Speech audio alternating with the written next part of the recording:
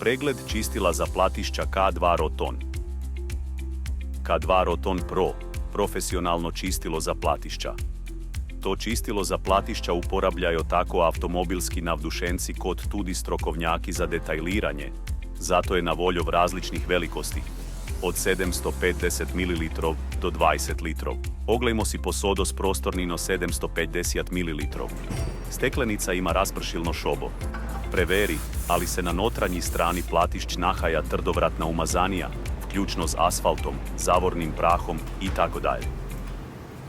Čistilo ima rahlo gosto gelu podobno teksturo in moćan vonj, značilen za čistila za platišća. To upoštevaj pri delu s tem izdelkom. Rasprši ga neposredno na onesnažena območja. Pusti ga delovati približno 5 minut.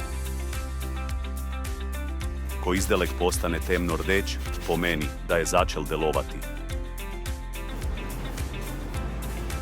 Posebej trdovratno umazanijo odstrani s krtačo, ali posebno krtačo za platišća.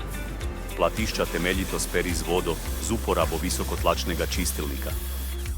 Standardne avtomobilske kemikalije, ki se uporabljaju v avtopralnicah, ne morejo odstraniti trdovratne umazanije s platišć. Zato je bolje uporabljati specijalizirane izdelke, kot je čistilo za platišća K2 Roton Pro. Ta in številne druge izdelke lahko najdeš v naši aplikaciji.